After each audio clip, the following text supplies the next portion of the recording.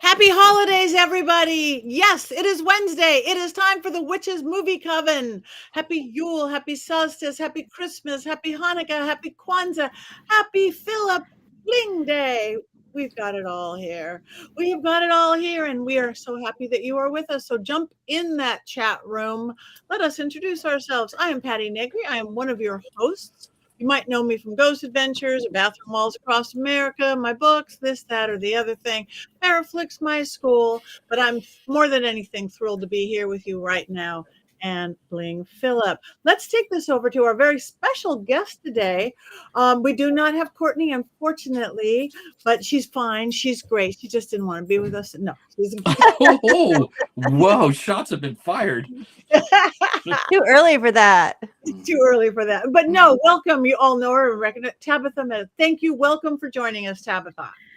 Hi, thank you. My name is Tabitha Meadows. I am a medium and psychic, and I am not an elf.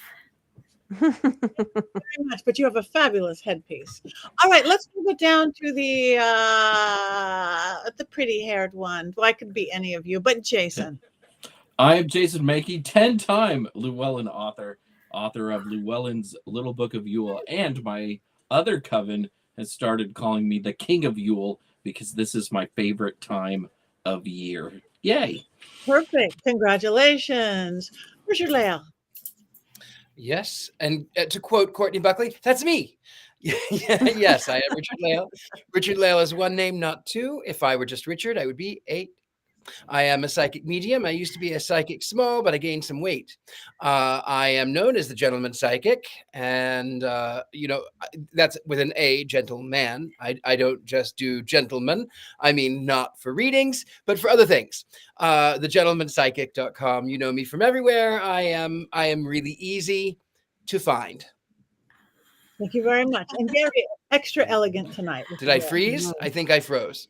No, you did not. You're not frozen. And last and never least, the beautiful and elegant Heather Greene. Hi, I'm Heather Greene. I am the author of Lights, Camera, Witchcraft, a critical history of witches in American film and television. It's a definitive guide to witches in all things American Hollywood cinema and the shows you watch on television. I am also a journalist and yes, I didn't mind it is my shirt. So, and I am a journalist covering the cult, and I also am an editor at Llewellyn Worldwide, and I work with wonderful authors like Jason and Patti. Well, and we are here. This week's movie, we're going back. We're going classic. Miracle on 47th, 34th. That's a different movie. Fire me. Miracle on 49th Street is a very different movie. 34th Street. It is from 1947. And hopefully, I had honestly never seen it until this week, and I saw it on my size TV. I know I'd never seen it. I know I was sheltered. I was very sheltered. And in case somebody else has not seen it yet, Richard-Lael, do you have an unbiased synopsis of this film? I certainly do. A dyslexic child writes a letter to Santa and then summons Satan in the form of Jack Black. And then you find out that Satan really is Santa. Oh, movie. Let me reverse that.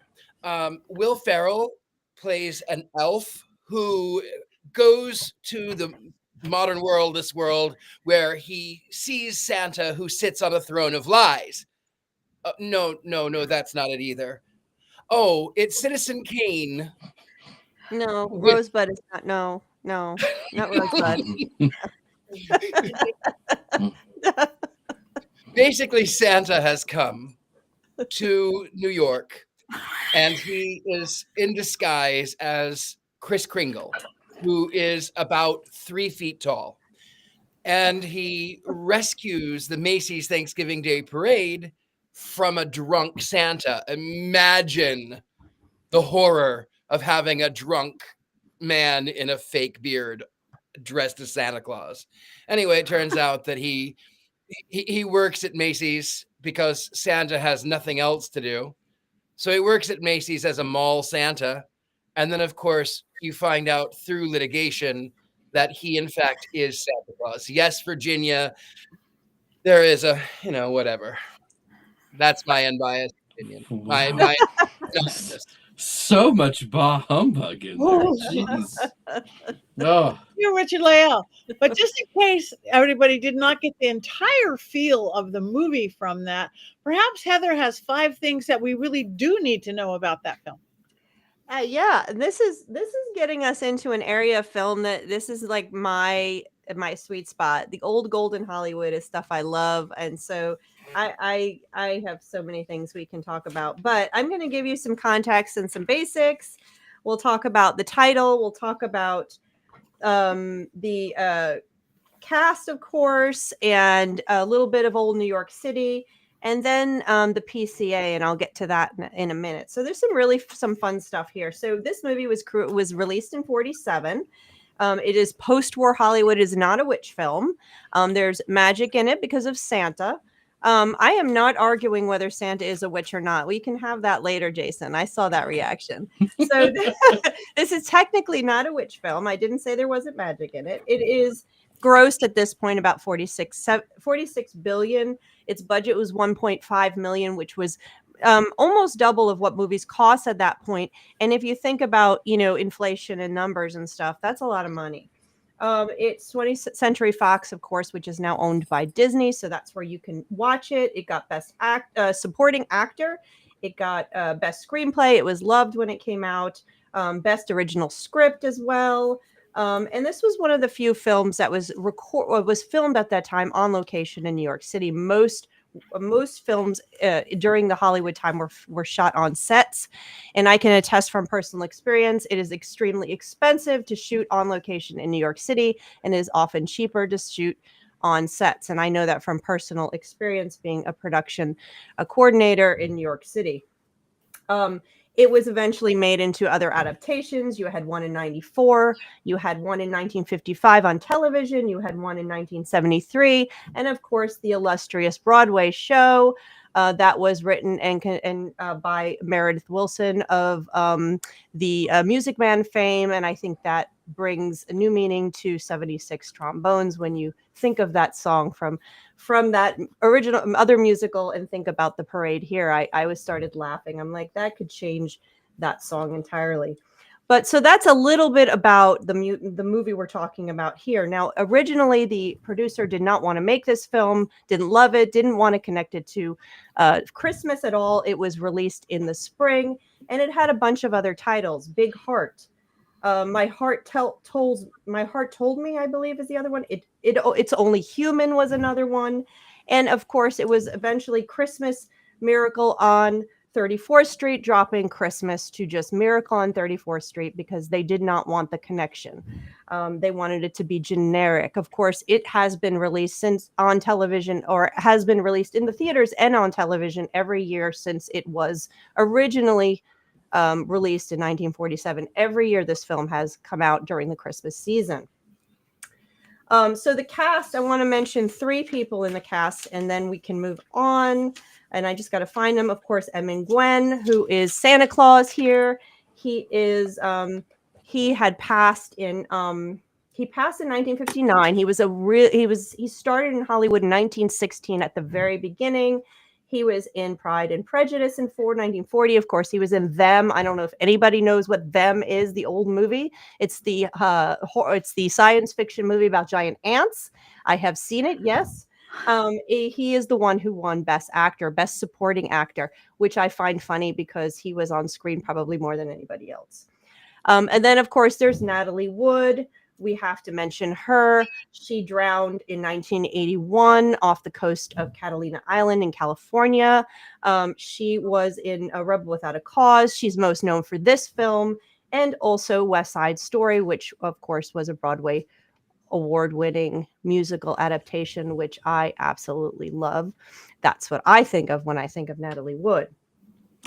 Then we have Maureen O'Hara, a classic of the golden era, very, very recognizable. She was in Quiet Man, How Green Was My Valley, The Parent Trap, and a number of films. She's very recognizable for this time. She died in 2015. Her last film was 2000. She actually did not want to do this film, and then was convinced to do it. It has since written that she loved it and loves the legacy that she has connected with this film. So that's the three people in the cast. Now I want to talk about Old New York. Now, coming from New York, I would love seeing the classic New York scenes there. I absolutely connect Christmas time with New York City myself. So this is really nice seeing these sets. The actual filming of the Macy's Day Parade was real. It was actually the 1946 Macy's Day Parade they show you there. And Santa Claus, our actor, was actually the Santa Claus on the in the parade in 1946. And they were ready and they shot the whole thing. It's pretty cool. They also talk a lot about Macy's and gimbals, and they show the ads from all these classic New York City based Bloomingdale's and everything. If you are from the metro New York City area, it's total nostalgia seeing all of that stuff. And the different department stores did have a contention with each other. They did battle. This was normal stuff. And Macy's did not approve of being in this film before it was done. So they did not give the approval for use of their name until after it was fully filmed and they watched it. And then they loved it. They gave the approval, and they actually let their employees off half a day to go watch it when it was first released. So Macy's eventually did love it. But that was a big risk to take, I think, to make a whole film centered around R.H. Macy, a powerhouse in New York City, and not have the approval to go forward. But let's talk about approval. So my last thing is the PCA. Now, I love these old films. One of the things I love about old Hollywood is getting into the censorship aspects of it. And this film, we look at this film and think, oh, this is so... It's so pure, it's so nice, it's so family friendly. Well, you know what? The PCA, the Production Code Administration, that was the censorship organization, did have some problems with this film, and they did go around the bend with them a few times getting things approved. And I have the production documents on it and the letters back and forth, and it's so super interesting. Some of the things they didn't like in the original script. Well, they were really concerned that the character that was putting out the reindeers in the beginning, and I'm quoting, should in no way suggest a pansy character. This is the censorship organization writing to the film producers. They also were concerned that the costumes were going to be too revealing, and that would definitely be a reason for withholding approval of your picture, including that parts of the body, intimate parts of the body, specifically the breasts of women, be fully covered at all times. They also were concerned that there was an absent husband. Apparently in the original script, she was not fully divorced yet. They were separated. So she was not to have a relationship with this other man until the divorce happened, et cetera, et cetera. They were concerned about the drinking, and that this was one of their biggest concerns, especially if they suggest it was whiskey. And actually the drinking scenes, the beginning that Richard-Lael mentioned, where he's drunk on the thing, were actually cut in some states. They were censored out of some of some states. Ohio was one of them, if I remember. They also didn't like the advertisement of Jergens lotion, because that is during the 1940s. There was lots of advertising suggesting Jergens lotion was a romantic product. Holy crap. They also did not like, yes, women will be properly covered. And there's a number of other things. And they did get some check marks to warn people about what's, and this is standard for the movies at the time. When a movie was done, they would approve it or not approve it, and then have this check mark about things that could be offensive to different regions and different airings. And it's actually, after you read something like this, you might want to take a shower, because some of the things on here are very disturbing, that people were warned against.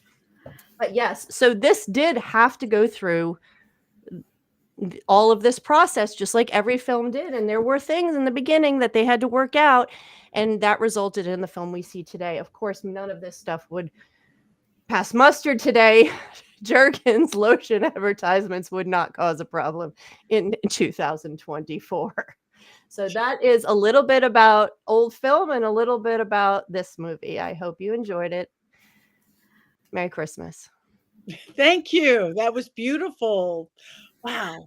Jergens lotion. Who knew? All right. Well, Richard-Lael.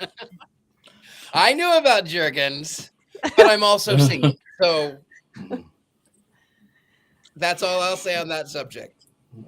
Specifically, it says specifically Jergens lotion. I'm like, what? Some of the things in these documents are wild when you go back into these historical letters. The mind these censors must have had, the dirty little minds they must have had. Just saying. Yeah. I'm just reporting on the facts. Yeah. Yes. Hi everybody. Hi Robert. Hi Thomas. Hi Colin. Hi all you guys jumping in. Well, if this was, I thought I had seen it because it's one of those films that you just think you had to have seen. And I sat down and I have to let everybody in the coven know that I have entered modern age. I got the Roku on my television. My dumb television is now smart television, and I don't have to watch everything on my cell phone or my tiny iPad or my tiny thing. And I watched it on a full-size screen. Woo! Yeah, I could do that with all our films now. And I loved it. I like Heather. I love the old films. I love the costumes, their way of talking. I loved looking at the parade because I'm a parade person too. You know, not 47 New York, but and why I got involved in it. I got, for being old, I got involved. It's like I wanted to reprimand that woman on how she raised her child without any creativity. I've kind of out the entire time that Santa Claus was on trial. It's like, how could this be? I was like watching a TV crime drama or something. I actually got angsty, and I never get angsty, but I guess because it was Santa, and I guess it was just buying into this beautiful story. Overall, I just loved it, but I'm not used to getting angsty on a film. Because, yeah, that's all I have to say. It's like that. The mother's like, no, everything we fight against in motherhood. But she turned around and they lived happily ever after. And she believes in Santa Claus, so it's all good. Did anybody else get angsty? What was that? Didn't anybody else get angsty? No. I did. But I did love. Go ahead, Richard-Lael. I was going to say I didn't get angsty, but I loved the sort of Perry Mason moment at the end when the man at the post office is dealing with all of this mail, and then one comes up and it says Santa Claus, the courthouse, as opposed to Santa Claus, the North Pole. And I think he says something along the lines of, I get them from the North Pole. They go to the South Pole. They're all over. Just sometimes they're even directed at just Santa. But he's like, I got an idea. Let's get rid of all of this and send all of this mail to the courthouse. So they end up, of course, by getting rid of all of this mail. And the lawyer, who is, of course, the love interest, he says, well, these are federal employees, and mail is not permitted to be opened to by anyone other than to whom it is addressed. And if all of this is addressed to Santa Claus and it was delivered to Kris Kringle, then clearly this man is Santa according to the state. I thought that was kind of brilliant. Yeah, me too. All the mail. And you saw it coming, and I saw, oh, what is this? Oh. Ooh, modern love with Jergens. Woo! There you go. It is sexy stuff. Wow. Yes. What? That's risque for the time.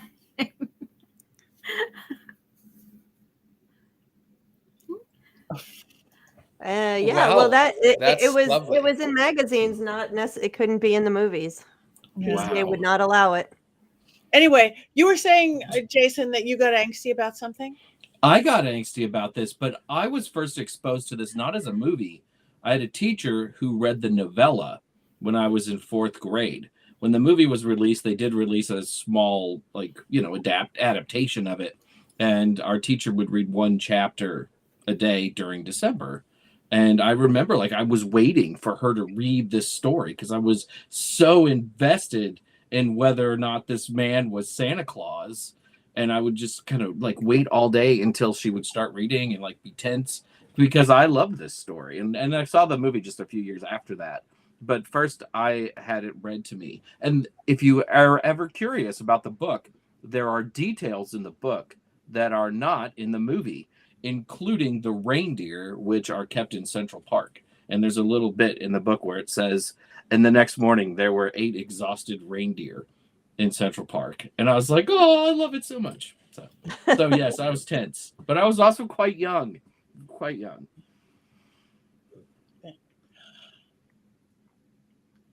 Anybody else? Thoughts? Richard-Lael. I think that Kris Kringle, in my mind, I think that he really was an escaped mental patient, and then there was mass psychosis. And I think that they all began to believe in him because he believed so well. And on that, I will tell you a story of how that can actually work. This is not about Christmas, but about my other favorite holiday, which is Halloween, because I don't actually love Christmas. Anyway, years ago, I was living in San Francisco, and San Francisco is expensive, and I was young, and I didn't have things in a row, and I was trying to figure out what I was doing. And payday was Friday, Halloween was Thursday. I think I had 6 cents before I was able to, before payday, that was it. And I was like, well, I can't even go out, so I couldn't pay a cover. And then I got home, and there was a $60 check waiting for me from something that I had done or something. And I thought, well, now I've gone, I didn't know that I was going anywhere. So I thought, well, I'll dress as the emperor's new clothes. So I got naked and I put on a cravat and I had little lacy underwear. Yes, I had it. Yes, I had it in my wardrobe, and heels and a powdered wig and a crown. And I walked down south of Market. I walked down into the Mission District in the rain, dressed as this naked king. And I got into the club. And all through the evening, Marie Antoinette, she says, "Why are you naked?" And I said, "You are an idiot. I should have you beheaded." And I even checked my invisible cloak. And then I won first prize of $600 for the best costume that year. And the next year I went back, I was doing a little bit better. I didn't even enter the costume contest. And the gentleman says to me, "You were so clever last year. You were so clever. And we didn't know if you were crazy and thought you were really dressed or if you were really a good actor." And I think that maybe this Kris Kringle, maybe he was crazy. Maybe he was a really good actor. Maybe he was just trying to escape something and everyone believed him. Maybe that's the case. Or maybe he was Santa Claus. Or maybe he was just trying to escape something. Well, I just want to say from personal experience, I've experienced and gone out with you, Richard-Lael, in that most fabulous costume. We were somewhere, Massachusetts. I maybe? have done it several times. Now that I know that it works so well, I've done it like 4 times. So yeah, it's kind of now just my go-to. It's good. So thank you. So crazy. All right, Tabitha, talk to us. Well, for me, we watch it every year. Sometimes we watch different versions of it as well. And for me, it's a reminder to use your imagination and to entertain your inner child, and don't become so grown that you forget how to have fun. And I think, in the beginning, when you find that the daughter doesn't even believe in Santa Claus or much of anything else. She's not even using her imagination. Kris Kringle has to get those wheels turning and have her tap into her. She is a child, but she's so grown already because of the things that her mom is teaching her. They're very good things. However, when you're forced to be grown up so fast at a young age, it doesn't end well when you become an adult. So yeah, don't forget to be a kid. Have fun out there, people. Yeah. Thank you. Reindeers and all. Thank you. Jason, what do you think about all this? So I love this movie, and I don't necessarily watch it every year, but it's in the rotation at least every couple of years. And I was watching it yesterday, and my wife had baked me Christmas cookies, just a couple of days before. So I was eating Christmas cookies, watching this movie. House is all decorated because Christmas throws up in my living room every year. And I was extremely happy and joyous, and you can see it on my face right now. But I got to the scene where the little girl who only speaks Dutch sits on Santa's lap, and that got me. I cried a little bit. I feel like I'm Courtney. I cried during the movie. This is for Courtney. But it's such a beautiful scene, because at that moment you see the little girl, and she's like, oh wow, maybe he is Santa Claus, and maybe there is something to this. And it's also so unexpected that he would speak Dutch, right? Of course, if you know Santa Claus lore, of course he would speak Dutch, but you're not ready for that. And it's just, I think, the best scene in the movie. And the little girl is so happy, and they actually really do speak Dutch in that scene. And the Kris Kringle says to her, "Hello, I'm glad you came by." And the little girl says, "Oh, you are Santa Claus." And he says, "But of course." And then she says, "I knew it. I knew you would understand the Dutch." And he says, "Naturally, tell me, what would you like to have from Santa Claus?" And she says, and this is beautiful, "Nothing. I have all kinds of things. I only want to stay with this lovely lady." And thinking that it is 1947, right after World War II, she could have lost her parents in a concentration camp or something terrible, and then come to the United States, which makes the scene even more beautiful and more poetic than it already is. Thank you. Yeah, I cried a little too. Yeah. Even Richard-Lael's heart grew 2 sizes. No, it didn't. It probably didn't. I think Richard-Lael's frozen. Yeah. I think he is. He's frozen. There it is. His heart unfroze. I saw him nod. Yeah. Heather, your thoughts? Well, I'll jump in, and first, I just want to reiterate what Jason said: is the book was not was after the movie. It was written by the same person. Remember, this movie got Best Original Screenplay and Best Original Story. It would not have won Academy Awards if it had been based on a book. Those particular awards if it had been based on a book. So, yeah. So just to clarify that, and reiterate what Jason was saying about that. So my thoughts. Well, I love old Hollywood. I love everything to do with old Hollywood. Well, not everything to do with old Hollywood if we pull in some of the shenanigans, but I love the old movies, and I've watched this on and off. I don't have a regular rotation in my Christmas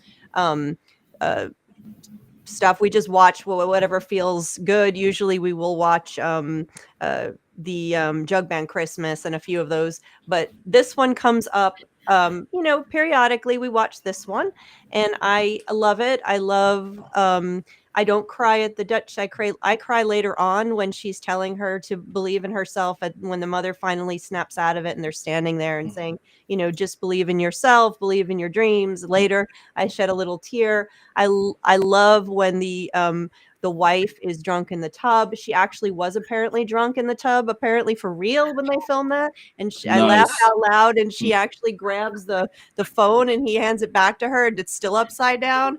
I laugh out loud every single time, even though I know that's going to happen, because I think that's hysterical. It's so real the way it's done, because it apparently was real. So I love that. And I was reading about the mom thing you were talking about, Patty, about how she's so hard and she doesn't believe in imagination, and she's taught her kids these things. And you go back and forth as a parent about that. How because I personally had to inform my children that there was no Santa Claus at the age of 10, 11, 12, because they were getting so old and didn't want them to be made fun of. So I had to actually break the news. I did such a good job that they believed in it all the way up until they were in middle school practically. So it was time. And it's a catch-22, when you're dealing with that issue as a parent. But another perspective on her is that she's a lot of women in these films at this period of time had to be projected like this to show strength. And so she's very much a feminist character in that way. She's doing things. She's a divorced woman with a career, making a pain, all this various things. So there is a strong woman aspect to her that is remarkable and is notable. So you look at her and go, yeah, I don't like really how she's dealing with her parenting there, maybe, relax a little bit. But she's also stand out in terms for that period of time for women. And this was a time when women couldn't have bank accounts. They couldn't buy houses without a man. The only problem with is always in these golden Hollywood, and I was waiting for it. I like every single time, if you have a strong woman, especially one that's not attached to a man, who's a career woman, by the end of the film, there has to be a suggestion that she is going to get married and properly parent. And so the film wraps up like that in a subtle way, which is, it would have been nice that maybe this is Hollywood 1947. You're always going to have that romantic ending where the woman winds up becoming a wife. That's just the way it has to be. But it's subtle enough and light enough that you can enjoy it. The mom finally relaxes, and the little girl finds her dreams and her imagination, and hopefully her creativity. And she gets to go to the imagination, similar to the French nation, but this is the imagination. I don't know if you remember that. I love that. So I think this is a fun film. I think this is a soft and wonderful piece of Hollywood history for the Christmas era. Fred is a terrible lawyer, though. She's definitely going to have to keep that job, right? I mean, she's going to be the breadwinner in the house. And and you mentioned like how she's a strong woman. There are scenes where she's talking to HR, like Macy himself and all of the other executives, and she's the only woman in the room. She's not a secretary. Right? Yeah, and she's not a secretary, but it's a pretty big thing, I think, for 1947 to show a professional woman in that capacity. A divorced professional woman. Yeah. Huge. Yeah. I never knew my father. I would like an abandoned father. I would like to say that I was glad that when I was a child, my parents told me that Santa Claus represents the spirit of Christmas, and that it is all about giving and kindness, and where he may have existed as a person a long time ago, it was not about the man Santa, but the spirit of Santa within us. And so even though as an adult I am a bah humbug, one of my delights as a child was putting on a Santa hat and a fake beard, and then I got to come in with a pillowcase full of presents to hand out. And then I'd have the fake beard on, and I would say, ho, ho, ho, I'm Santa Claus. Not really, because it's not real, but ho, ho, ho.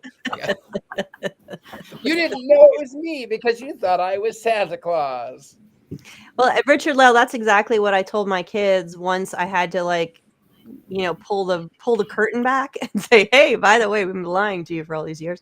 No, is that I told them that Santa Claus was real, but not in the way that they were thinking, that Santa Claus was the spirit of giving and love. And I did the whole thing exactly what your parents told. And that's how we got over through that hurdle and kept the magic of Christmas alive, kept the spirit of it and the joy and stuff without. And, I will say, I am so very proud of my parents too, because where they said to me, we are the ones who got you gifts because we love you.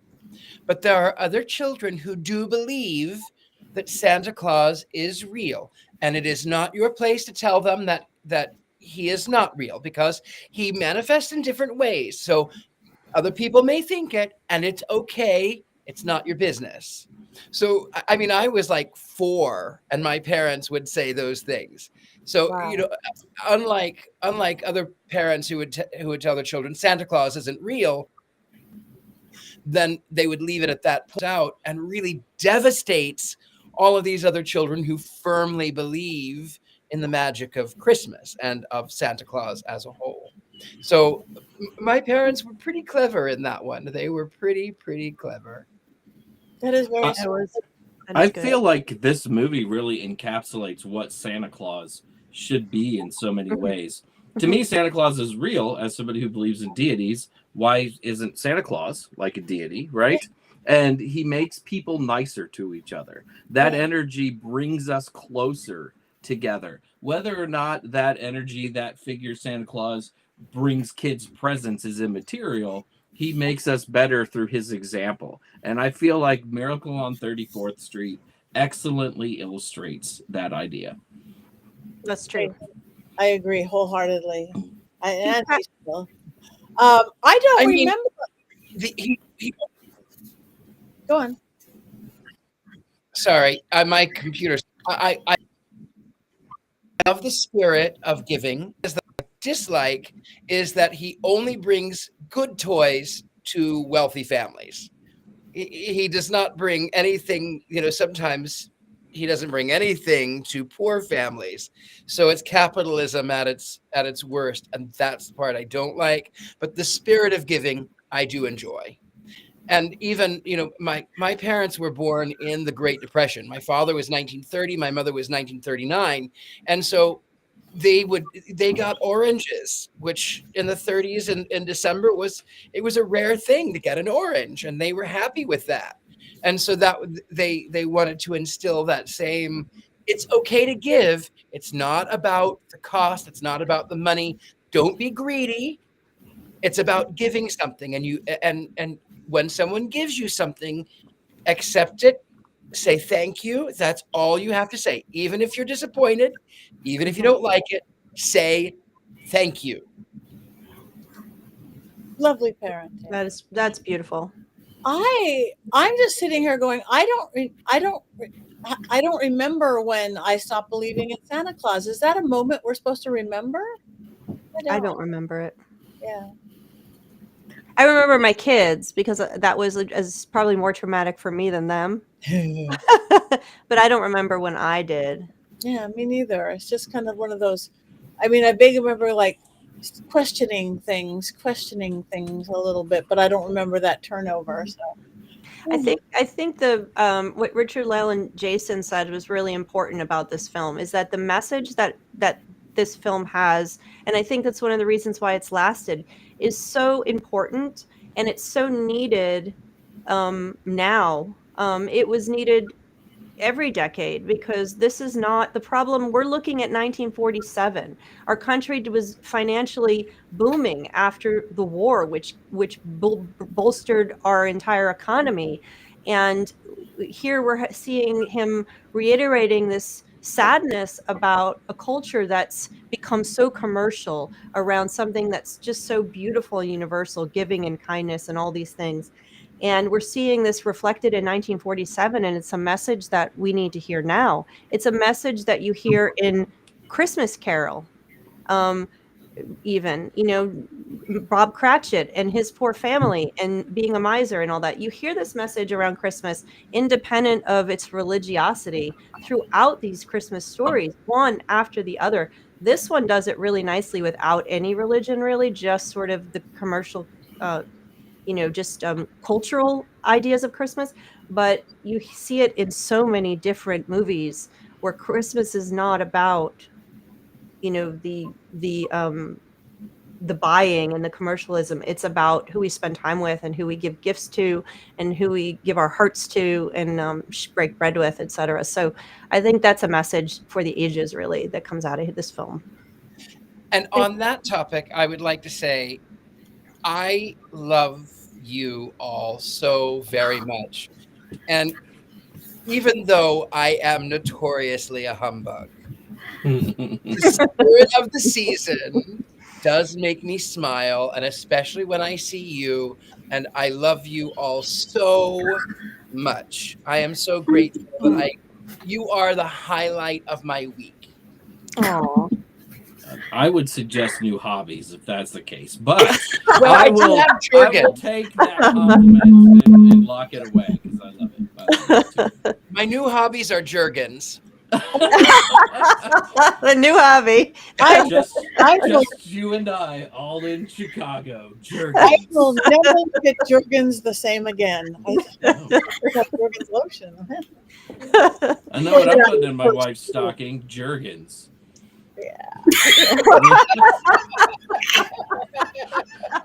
That's spooky. Well, I don't know.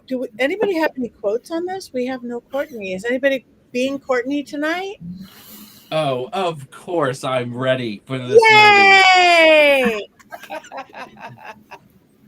You know, this, like, Susan, a little girl, I believe, it's silly, but I believe. And, you know, to me, that really encapsulates faith in a lot of ways. And that's a theme throughout the movie, and there's other quotes about it. Faith is believing things when common sense tells you not to. Don't you see? It's not just Chris that's on trial. It's everything he stands for. It's kindness and joy and love and all the other intangibles. Doris, the mother. Susan, I speak French, but that doesn't make me Joan of Arc, which is a really good line when they're talking about, you know, whether or not this man is actually Santa Claus. And then Fred, the worst lawyer in the world. All my life I've wondered something, and now's my chance to find out. I'm going to find the answer to a question that's puzzled the world for centuries. Does Santa Claus sleep with his whiskers outside or in? Kris Kringle. Always sleep with them out. Cold air makes them grow. And then, of course, Kris Kringle. Christmas isn't just a day. It's a frame of mind. And that's what's been changing. That's why I'm glad I'm here. Maybe I can do something about it. And the district attorney, who, by the way, is a Republican, what is your name? Kris Kringle says, Kris Kringle. District attorney, where do you live? Kris Kringle.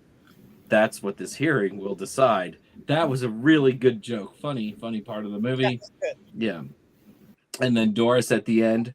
I was wrong when I told you that, Susie, that Kris Kringle wasn't Santa Claus. You must believe in Mr. Kringle and keep right on doing it. You must have faith in him. And those are the little messages that I love so much throughout this film. I'm sorry I also didn't have like a Courtney outfit tonight to wear. Yeah. It was very last minute. It wasn't like I was ready when I was Heather.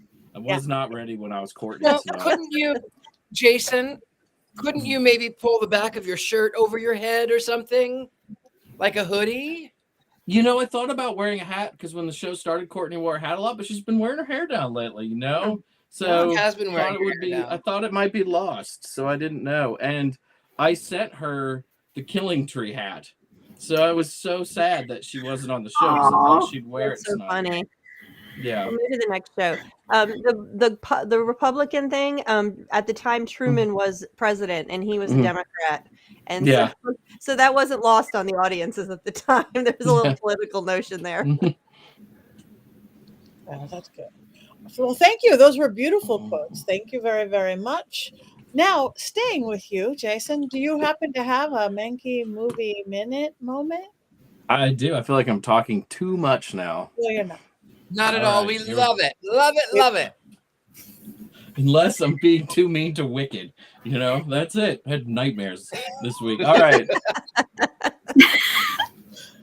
Miracle on 34th Street, the movie that dares to ask the most important question of 1947. Could Santa Claus be real? Stop. Meet Kris Kringle, the man who would be Santa Claus, and a resident of an old folks' home just outside of New York City. Stop. There's no North Pole in this film, no elves making toys, only a retirement community in need of an X-ray machine. And if Chris really is Santa Claus, clearly he's putting his fellow old folks to work making toys and scouting real estate. Stop. And then there's Kris Kringle's boss, Doris Walker, who spends all year planning the Macy's Thanksgiving Day Parade and hiring Santa Clauses. Stop. Walker is a woman who abhors using her imagination, the perfect person to plan the flight of fancy that is a parade. Stop. Little known fact, Walker's little brother would grow up to be Walker, Texas Ranger. Stop. Living next door to Doris Walker is sad sack lawyer Fred Gailey. Gailey spends most of his time with his only friend, Susan Walker, Doris's daughter. Stop. Later, Gailey takes in a roommate, Chris Kringle, because Gailey, of course, has 2 twin beds set up in his bedroom. That's weird. Stop. Susan Walker, Doris's daughter, and Fred's only friend, a completely reasonable 10-year-old girl. Stop. When asking Chris Kringle for a Christmas present, she doesn't hesitate to ask for an entire house, and then becomes petulant when there's not a house under the tree at the old folks' home. Stop. America. Stop. Watch Fred and Susan fall in love, argue, and then fall in love again over the course of 4 agonizing weeks. Stop. And on Christmas Eve, Fred Gailey proves in a court of law that Chris Kringle is indeed Santa Claus and takes all the credit for a victory he did not deserve or orchestrate. Stop. All the credit in the world goes to the hardworking men and women of the New York City Post Office who do all the work. Stop. So many questions to ponder. Stop. Why would Santa Claus need a job, especially so close to Christmas? Stop. If Chris Kringle is indeed Santa Claus and his trial ended on the evening of Christmas Eve in New York City, did Santa simply not deliver presents to all of the children in the Southern Hemisphere and Europe? Stop. Is there a Mr. or Mrs. Claus? Stop. And what exactly was the miracle on 34th Street? Stop. Doris settling for Fred? Stop. William H. Macy being a less greedy capitalist? Stop. An old man helping a young girl find a house? Stop. Perhaps the true miracle is that we are debating these questions 75 years later. Final stop. Beautiful. Thank you. Stop. That was I just like to stop, because that's like from It's a Wonderful Life when they're always reading the telegrams and they're like, stop. My office instructed to advance you as much cash as you need. Stop. And to me, that's like in my head when I think of these movies from the 40s. So I'm sorry for saying stop 75 times. No, you got the voice down. You got it. That's what they did. Thank you. All right. Well, it is time for us to go. One's up, one's down. Oh.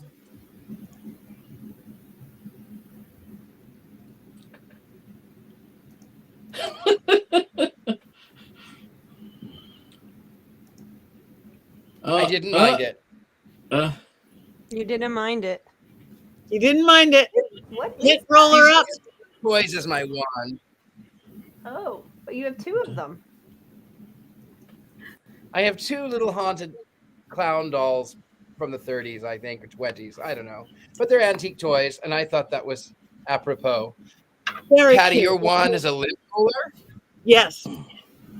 I have a cat. I have a cat. And a dog.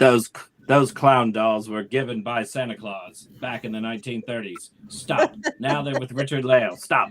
Sorry. Oh my lord. All right.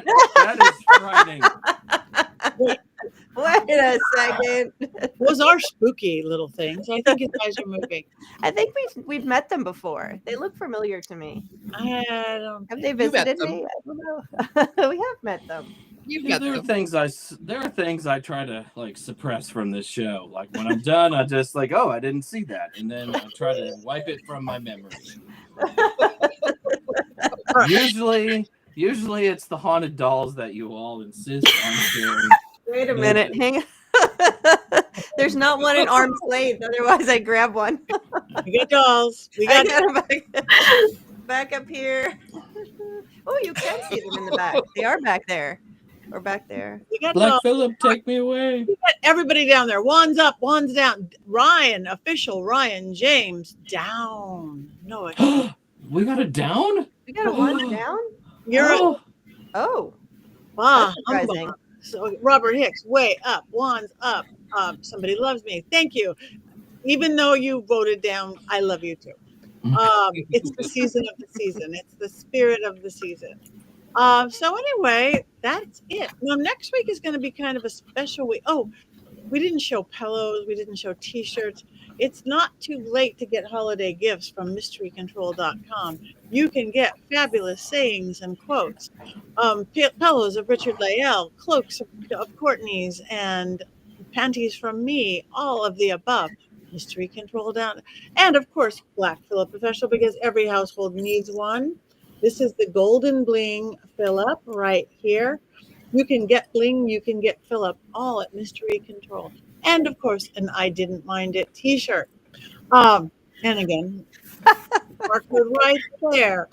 So, what do we want? No, next week is a special week. Next week is Christmas. In between them, we have Yule, we have with the winter solstice, Christmas Eve, Christmas, Hanukkah begins. And next Wednesday, we will not officially be here because we're busy. No, but we have a special treat for you. Our fabulous producer, Rob, my also fabulous producer for my witching hour, we did a very special witching hour, which we're going to play at this time next week. So you guys come anyway and see us be just slightly different, the same thing. No cursing, or was there? I'm not sure. We missed Courtney, wherever you are. And anybody have anything coming up they want to talk about? Who's invited to whose house for Christmas, New Year's? It's all happening. Sorry, go ahead. Sorry, Richard, my computer lag. Go on, please. You're okay. Well, we're doing everything here. We are actually taking a trip up into the mountains to see one of my children graduate. That's going to be happening over the next couple days. We come home just in time for solstice, and then we just it's the slow climb up the mountain to eating and cooking, and we have all the festivities here. It's also my father's 80th birthday on Friday, so we have a graduation, a birthday party, solstice, Hanukkah, and Christmas all in 5 days. So we're just going to be one big party rolling through here for the next, I don't know, week. And then I'm going to be sleeping the rest until I see you guys next live on January 1st, I guess, or Richard's birthday. So. That's what I was going to say. My New Year's Eve birthday, which is, of course, my birthday, we will be having a slumber party. So if you are staying in, or if you're popping in to come in and say hello, you can meet me on all of the channels that we normally do.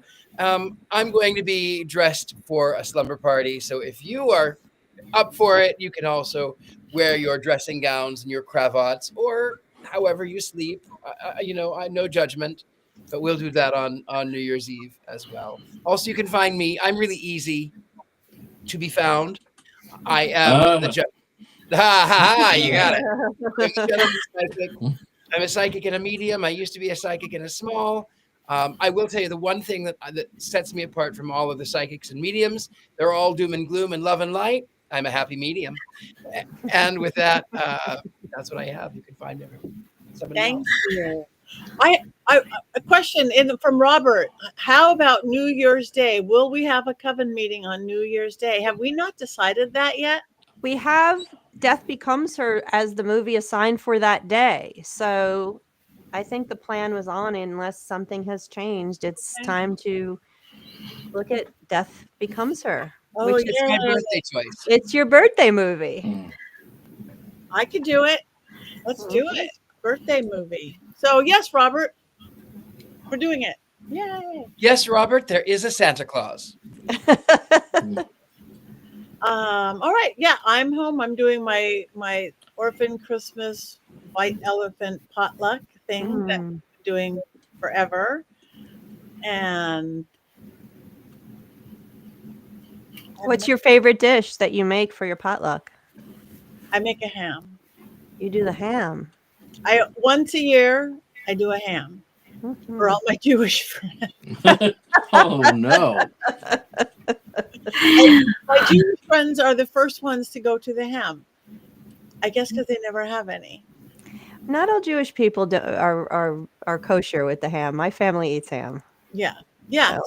So it's like the one thing I do with cooking, which is not really cooking, but it's a potluck because they don't let me in the kitchen for more than one thing. My husband is known for his guacamole and his clam dip. Oh. So we have ham, guacamole, and clam dip. And then everybody brings their other favorite dishes. So it's fun. That's funny that you brought up ham, Patty. I almost wore the Velisca Axe Murder hoodie tonight that had the haunted ham on it. Oh, that would have been brilliant. Yes, that's right. We've almost forgotten about Courtney's haunted ham. Yeah. Oh, that's right. Courtney had a haunted ham. Oh yeah, Courtney had a haunted ham. I hear that Courtney had a haunted ham. I heard about this haunted ham. It was the most haunted ham of them all. See what happens when you don't show up, Courtney Buckley. Anyway, we have a couple minutes left. I don't know if we have anything else to talk about. We want to talk about Yule, salsa. Jason, do you cook for Christmas like you do for Thanksgiving? I do cook, but we cook differently. So many years ago, my father decided that we would have steaks for Christmas, so there would be less leftovers. And we used to cook the steaks on a charcoal grill. But as I've gotten older and have had to do it myself, I now cook tri-tip because you can cook it in the oven. And there's a lot of sports on that day, and I don't have to keep running back and forth outside and away from my TV while my beloved Pittsburgh Steelers are playing football. So it makes things a lot easier. But also, the next week is the best time of year. It's the Roman Saturnalia. It's Yule. It's a celebration of the winter solstice, humanity's oldest continually celebrated holiday for over 10,000 years now.